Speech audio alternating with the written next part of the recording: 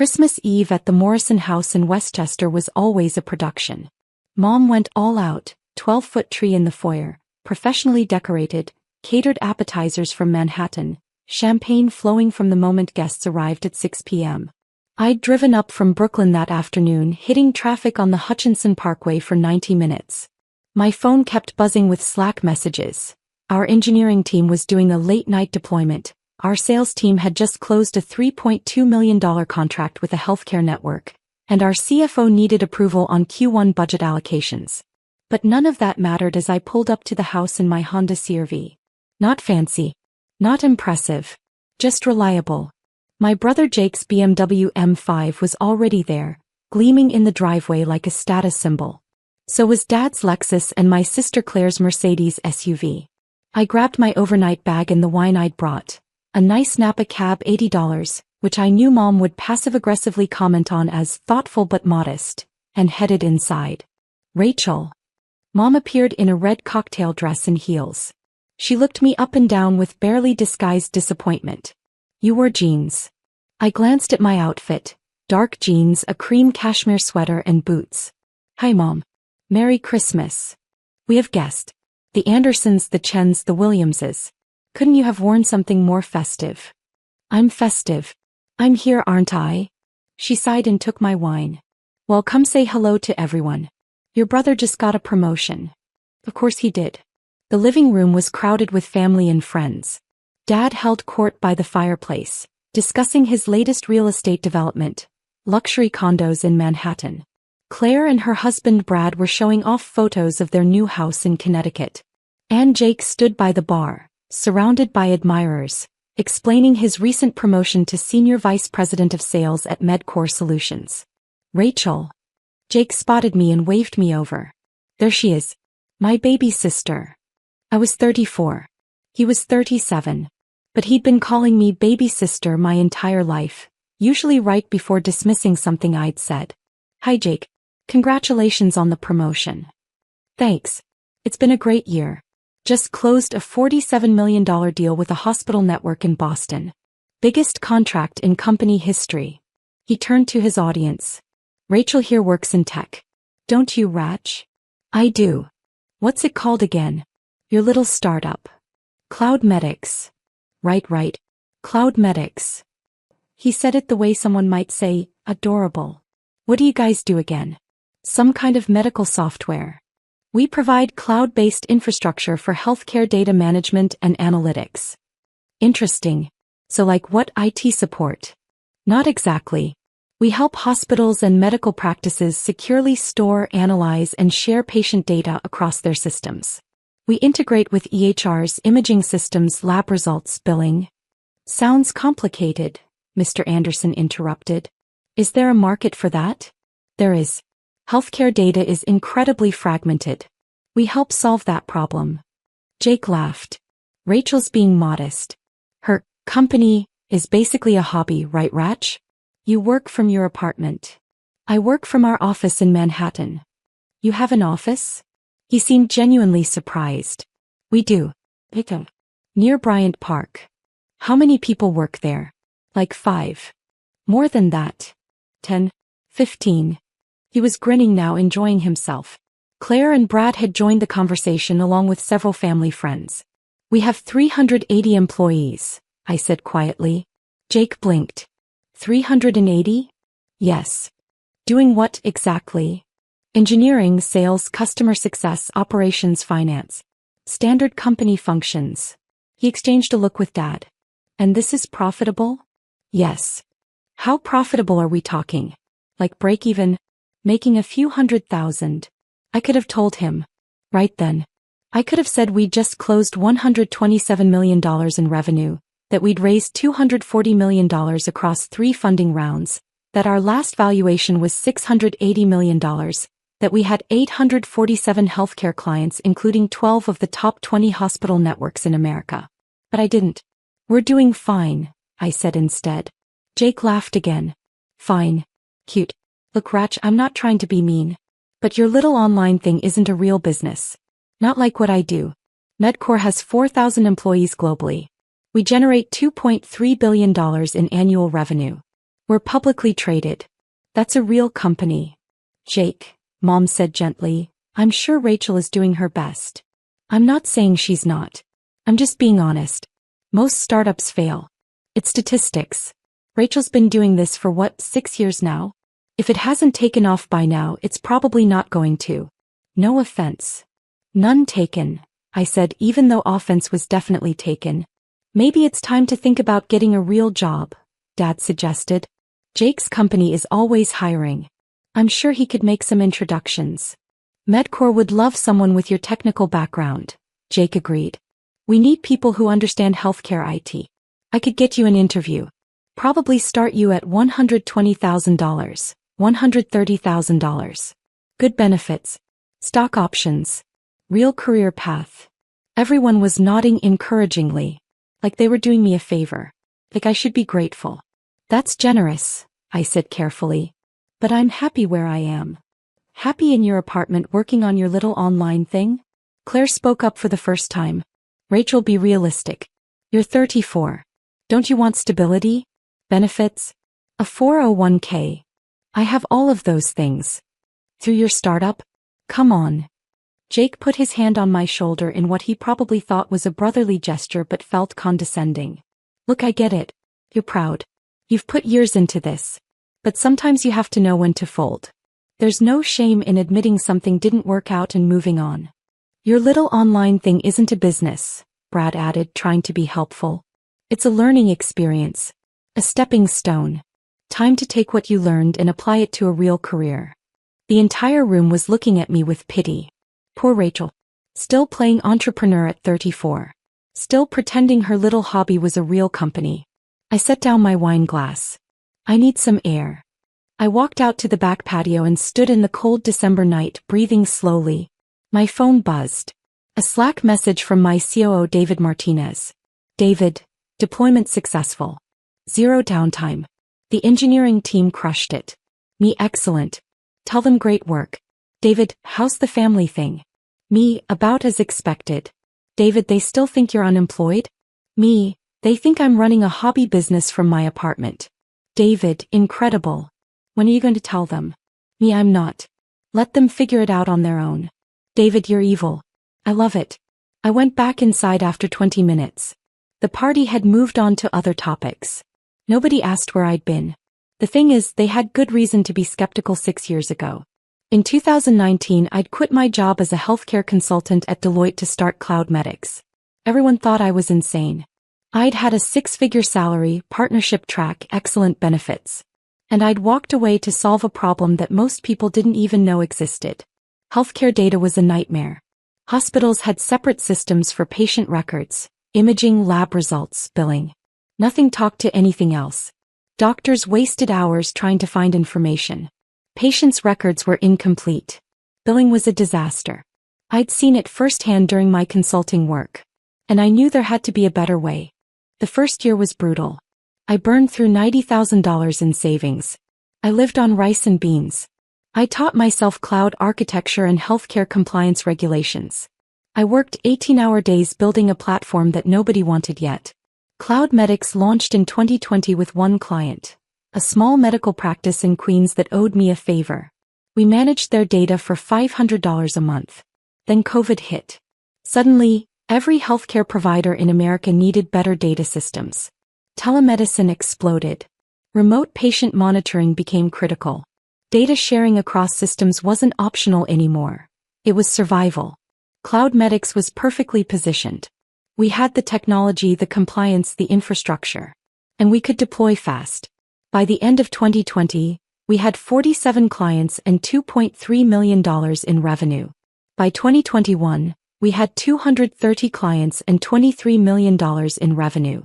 By 2022, we'd hit 520 clients, raised $85 million in Series B funding, and generated $67 million in revenue.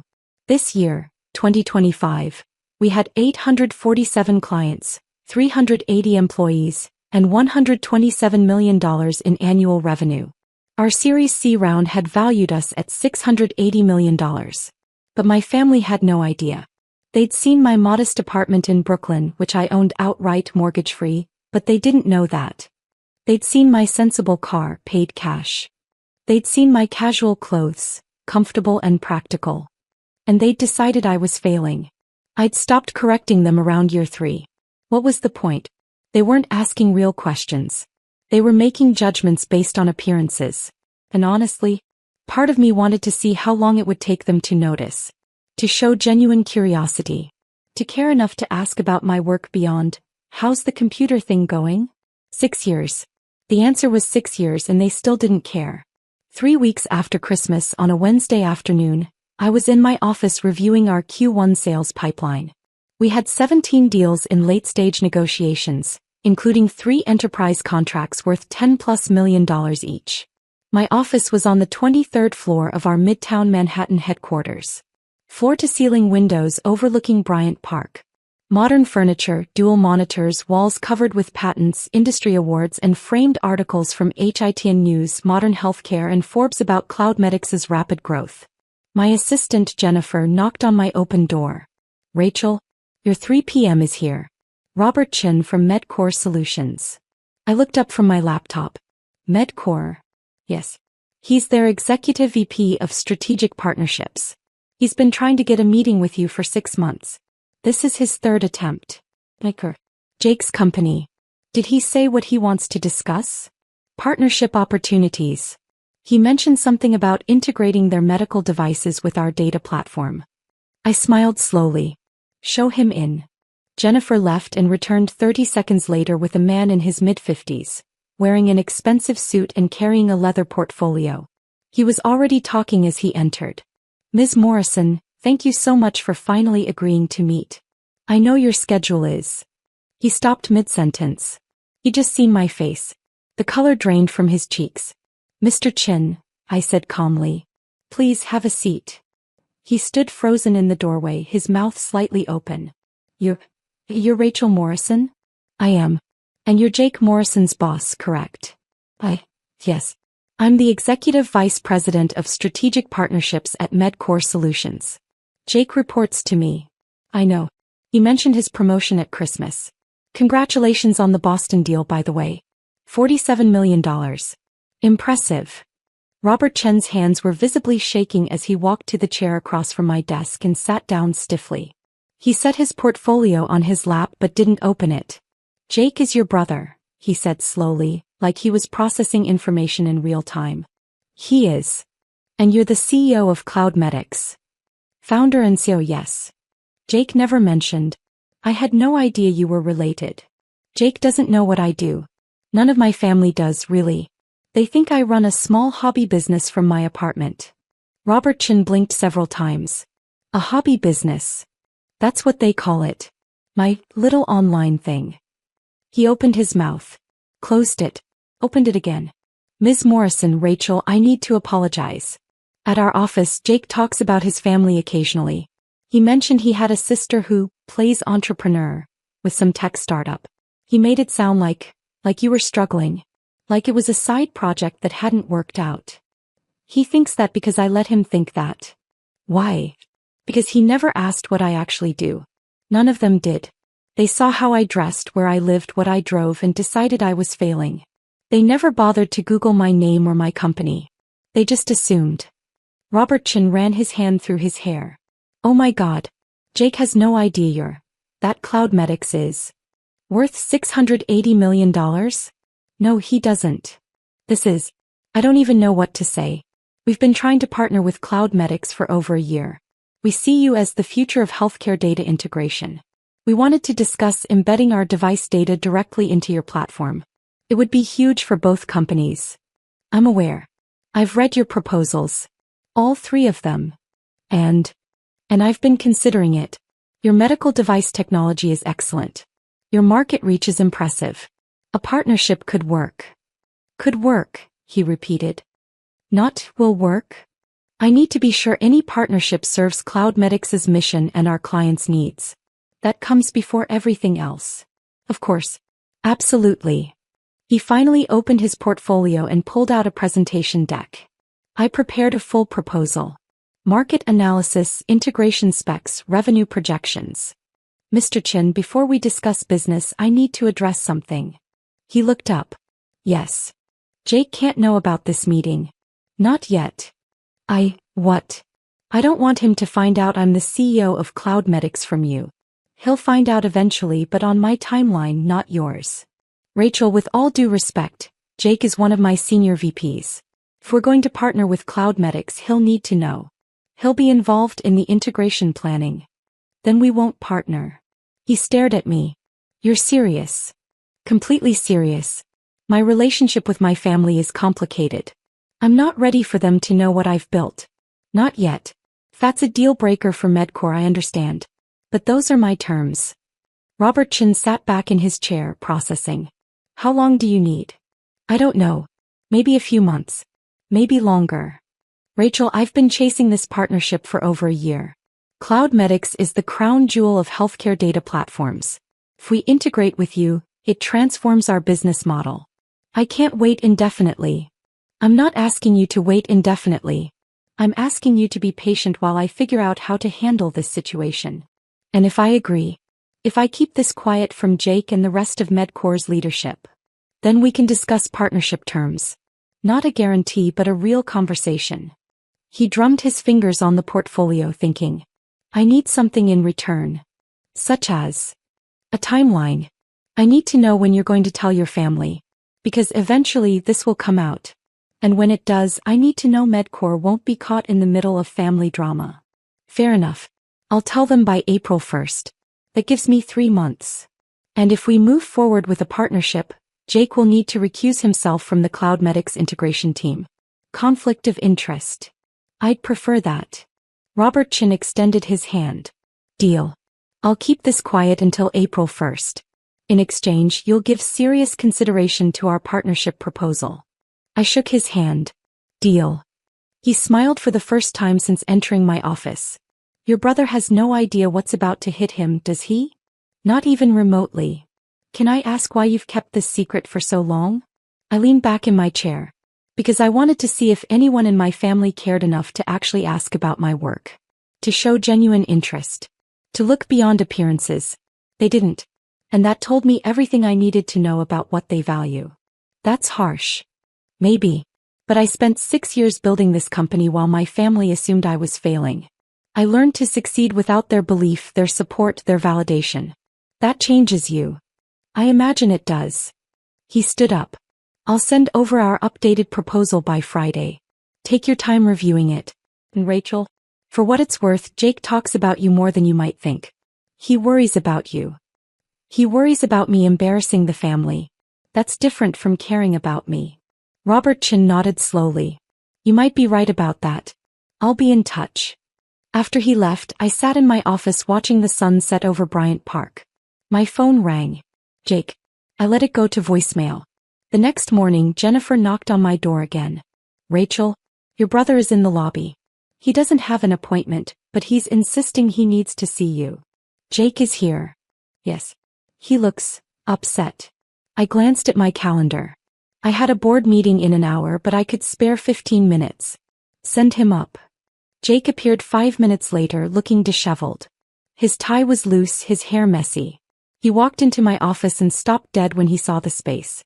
What the hell is this? He asked. My office. Please sit down. Your office. He was looking around like he'd entered another dimension. At the windows, the furniture, the awards on the walls. This is your office. Jake. This is where I work. This is. He picked up an award from my credenza. Modern Healthcare Innovation Leader of the Year, 2024? You won this. Cloud Medics won it. I accepted on behalf of the company. He set it down carefully and picked up another. Forbes 30 Under 30 Healthcare Technology 2021. You were in Forbes. I was. He found a framed article on the wall. TechCrunch. Cloud Medics raises $240 million Series C at $680 million valuation. He read it out loud, his voice getting higher. The company, led by founder and CEO Rachel Morrison, has grown from a one-person operation to 380 employees and $127 million in annual revenue in just 6 years. He turned to face me. What the fuck, Rachel? Language. Don't do that. Don't act calm. He was breathing hard. My boss just called me into his office. Robertson. My fucking boss. He told me he met with you yesterday. He said you're the CEO of Cloudmedics. He said you've been the CEO this entire time. He said our company has been trying to partner with your company for a year. All true. Why didn't you tell us? You never asked. That's bullshit. We asked about your work all the time. You asked if I had a job. You asked when I was going to get a real career. You made fun of my little online thing. You offered to get me an entry-level position at your company. That's not asking about my work, Jake. That's dismissing it. He ran his hands through his hair. At Christmas I said, oh God, I said your startup wasn't a real business. You did. In front of everyone. Yes. And you just let me. I did. Why? I stood up and walked to the window. Because I wanted to see if you cared enough to look. To ask one real question about what I was building. To show actual interest in my life instead of judging it based on appearances. We cared. We were worried about you. You were embarrassed by me. There's a difference. That's not fair. I turned to face him. Jake, you work in healthcare technology sales. Cloudmedics is one of the biggest names in healthcare data platforms. We've been in the news constantly for the past 3 years. We've won awards. We've raised hundreds of millions in funding. We're your industry. And you had no idea I founded the company. That's not caring. That's not even basic curiosity. He sat down heavily in the chair across from my desk. Oh my God. Christmas I offered to get you a job. At Medcore. At $120,000 a year. You did. And your company is worth $680 million. As of our last funding round, yes. How much do you own? 63%. He did the math in his head, his face going pale. That's over $400 million. On paper. I can't exactly spend it. Still. He looked up at me. You're worth over $400 million and I offered to help you get an entry-level job. Senior level, actually. You said $120,000 to $130,000. That's not entry-level. Don't joke about this. I'm not joking. I'm pointing out how absurd the situation is. You assumed I was failing without knowing a single fact about my company. About my revenue, my clients, my employees, my growth. You just decided I was pathetic and treated me accordingly. I never said you were pathetic. You said my work wasn't a real business. You said most startups fail and it was time to give up. You said I was still playing entrepreneur at 34. What's the difference? Jake covered his face with his hands. I'm such an asshole. You are. But you're not alone. The entire family thinks the same thing. Does Mom know? Dad? No. They think I run a hobby business from my apartment just like you do. When are you going to tell them? Eventually. When I'm ready. Rachel, this is huge. You can't keep this secret forever. I can keep it as long as I want. It's my company, my success, my choice. He looked at me with something like desperation. What can I do? How do I fix this? You can start by actually asking about my work. Real questions. Not judgmental comments disguised as concern. Questions that show genuine interest in what I'm building and why it matters. Pay yes. He took a breath. Tell me about Cloudmedics. What do you do? How does it work? I spent the next 45 minutes explaining my company to my brother. For the first time in 6 years he actually listened. He asked questions. Real questions about our technology, our business model, our clients, our growth strategy. By the end he was shaking his head in disbelief. You built all of this. By yourself. While we all thought you were failing. I had help. Great employees, supportive investors, early clients who took a chance. But yeah, I built it. I'm so sorry, Rachel. For Christmas, for all of it. I should have believed in you. You should have been curious about me. Belief without knowledge is just blind faith. Fair point. He stood up. Can I tell you something? Go ahead. Robert Chin. My boss, he's been obsessed with partnering with Cloudmedics for over a year. He brings it up in every leadership meeting. We need to integrate with Cloudmedics. They're the future of healthcare data. I had no idea he was talking about your company. I had no idea my little sister was the CEO he couldn't stop talking about. How does that feel? Honestly, surreal. And humbling. And like I've been the world's biggest idiot for 6 years. Only 6 years. I'd say it's been longer than that. He laughed a real laugh. You're going to hold this over me forever, aren't you? Absolutely. I deserve it. He walked to the door then paused. Are you going to partner with Medcore? I'm considering it. Your technology is good. But I need to make sure any partnership serves my clients first. Of course. That makes sense. He hesitated. For what it's worth, I'm proud of you. I should have said that years ago. I'm proud of you. Thanks, Jake. When are you going to tell Mom and Dad? Soon. Maybe at Easter. I haven't decided. They're going to lose their minds. I know. After he left, I sat in my office for a long time processing. My phone buzzed. A text from David, my suit. David, how'd it go with Jake? Me, about as expected. He's in shock. David, is he going to tell your family? Me, I asked him not to. We'll see if he can keep his mouth shut. David, $20 says he tells everyone within 48 hours. Me, deal. I think he'll last at least a week. Jake lasted 3 days. On Saturday morning, my phone started blowing up. Mom, Dad, Claire. Everyone calling at once. I let them all go to voicemail. Finally, Mom left a message. Rachel Marie Morrison, Jake told us everything. About your company, about your office, about your valuation. Why didn't you tell us? Call me back immediately. I called David instead. You owe me $20, he said immediately. Yeah. Jake cracked. 3 days. I'm actually impressed he lasted that long. What should I do? About what? My family. They all know now. So, let them process it. You don't owe them an immediate explanation. They're going to want to talk. Of course they are. But that doesn't mean you have to drop everything to make them feel better about underestimating you for 6 years. Take your time. He was right.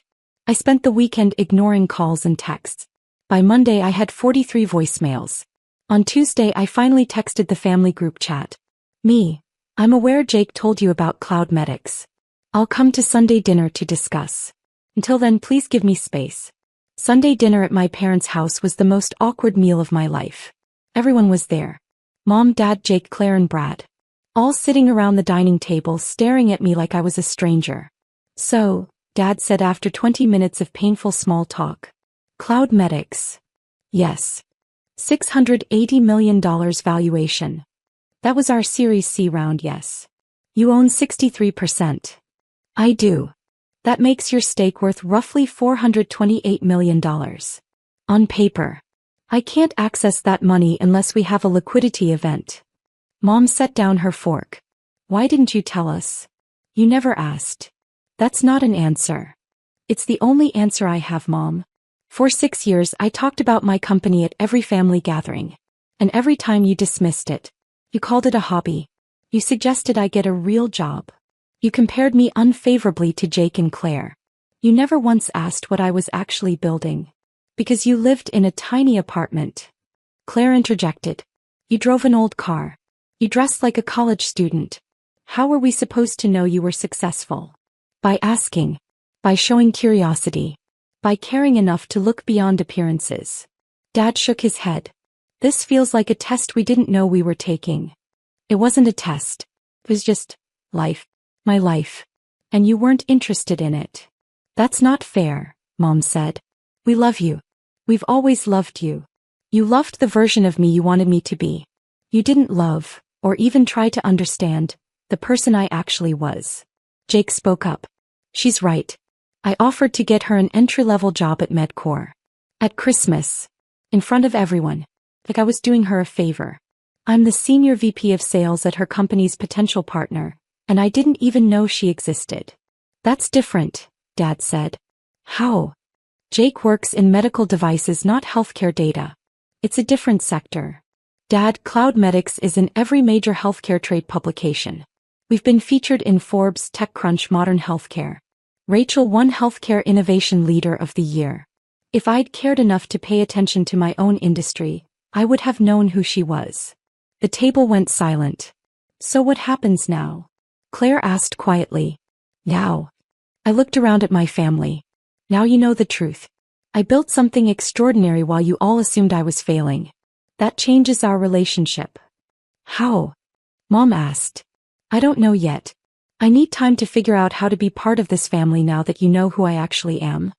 We've always known who you are, Dad protested. No, you didn't. You knew who you assumed I was. Those are very different things. 6 months later, CloudMedix partnered with MedCore Solutions on a landmark integration project worth $85 million over 5 years. Robert Chin led the negotiations. Jake recused himself from the project due to conflict of interest. The partnership was announced in the Wall Street Journal. The article mentioned that I was Jake Morrison's sister, a detail that apparently shocked several people in the healthcare tech industry who knew us both. My family and I are still rebuilding. Slow, awkward work. Mom asks about the company now. Real questions about our technology and our clients. Dad reads every article about CloudMedix and sends me thoughtful emails. Claire and I have coffee once a month where we actually talk, not just exchange pleasantries. Jake became my biggest advocate. He tells everyone at MedCore about his genius CEO sister. It's a little much, but I appreciate the enthusiasm. Last month, Forbes ran a profile on me, the healthcare tech CEO who built a $680 million company in silence. They interviewed my family. Jake said, I underestimated my sister for years. That's my biggest regret. She taught me that quiet competence builds empires. Mom said, we didn't see what was right in front of us. We won't make that mistake again. Dad said, my daughter succeeded despite us, not because of us. That's something I have to live with. I framed all 3 quotes. Not because I needed their validation, I'd stopped needing that years ago. But because they were finally telling the truth. And truth, even delayed, is worth celebrating.